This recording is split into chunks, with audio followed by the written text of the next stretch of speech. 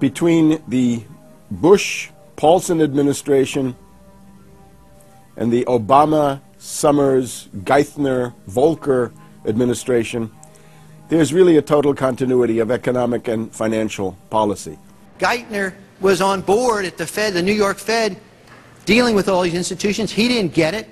And then we had this fellow who came up afterward, Mr. Friedman.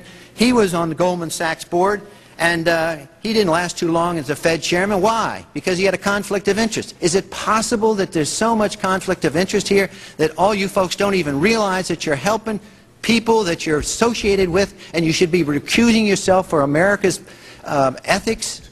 I behaved with the... You don't think you should have recused yourself when you asked Lehman to go in bankruptcy, you didn't put Bear Stearns in bankruptcy, and then you folded Merrill Lynch into... I mean, isn't there some point where you got to say, hey, I got a conflict of interest here? You don't feel any kind of scintilla of ethics on this thing at all? Totally. I operated very consistently within the ethic guidelines I had as Secretary of the Treasury, and when it became clear that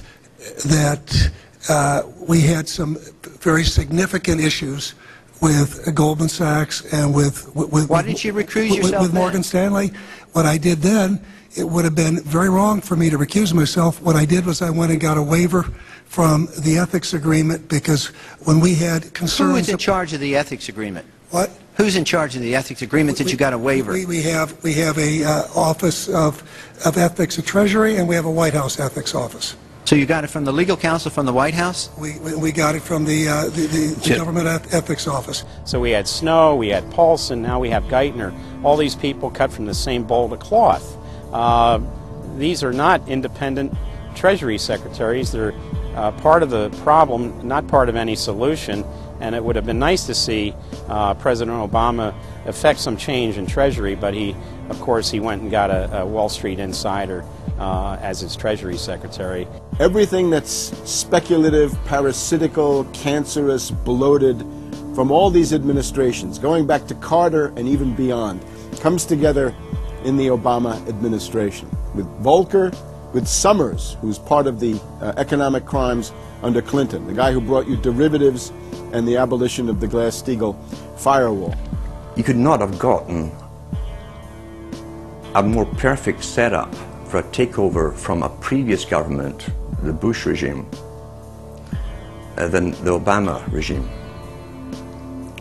Now, there are some authors out there already saying that it's the same bunch, and it's true. It's the same bankers who put the same boys forward.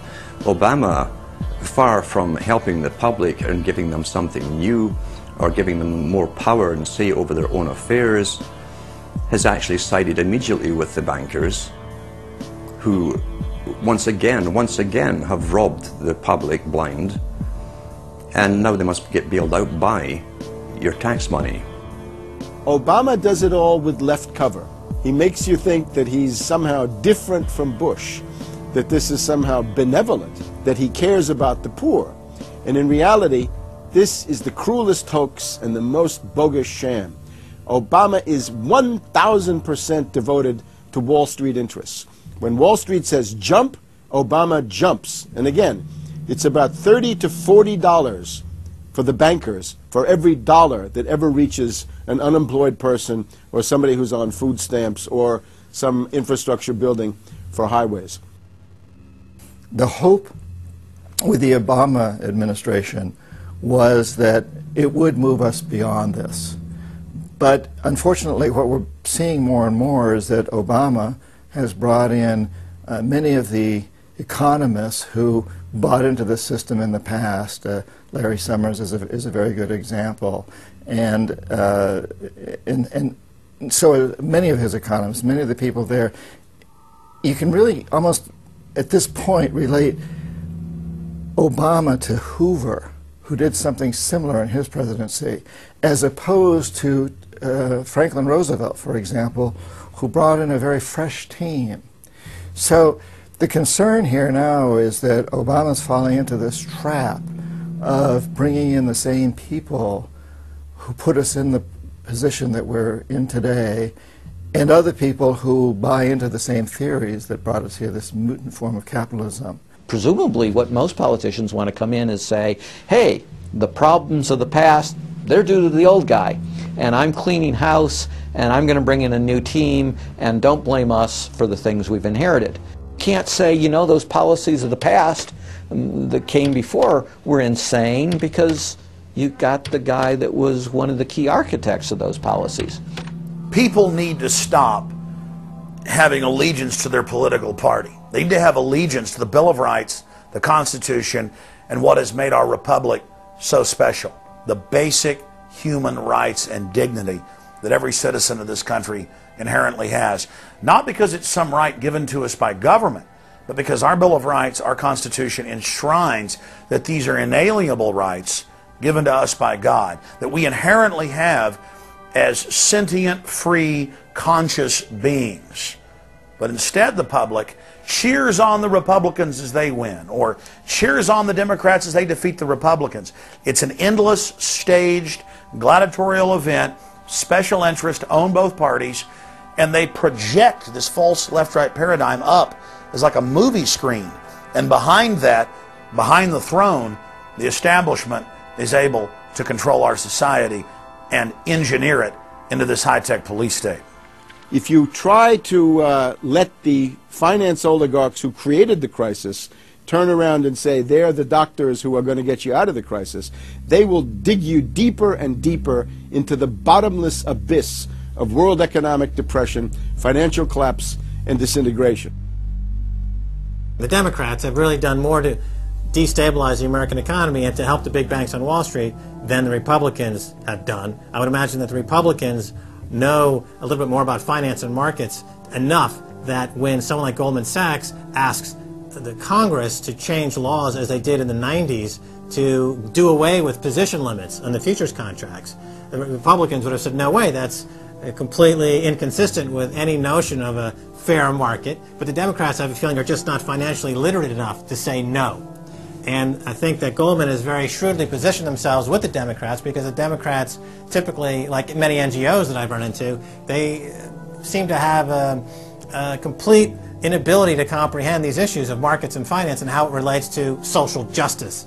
So under the Democrats, we also saw the repeal of Glass-Steagall. Glass-Steagall said there's an inherent conflict of interest between the commercial banking side, which is the lending side, and the investment banking side, which is taking an ownership position.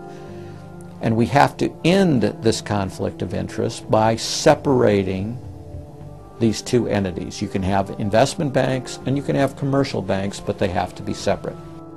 Do you think that the repeal of Glass-Steagall was a tragic mistake? No, I don't think so. You could be a commercial bank like Chase Manhattan, or you could be an investment house like J.P. Morgan, or a bank like Bank of America, or an investment house like Merrill Lynch. But you couldn't be both. And as the 90s went on, the screaming hyenas of Wall Street were demanding that this prohibition, this regulation, be abolished. This was an illegal and inappropriate form of casino. The derivatives were being used and they were being unregulated, and people were getting 30 to 1, 40 to 1, 50 to 1, and sometimes 100 to 1 profits on the way up. And remember, derivatives are a zero-sum game. So there's nothing there. It's not like a piece of stock in General Electric or Ford or something like that where there's supposed to be some value. Derivatives have no value. But the very people, Summers and Gettner and all the people at Goldman Sachs and J.P. Morgan who created these things, made not millions or billions, but trillions on the way up.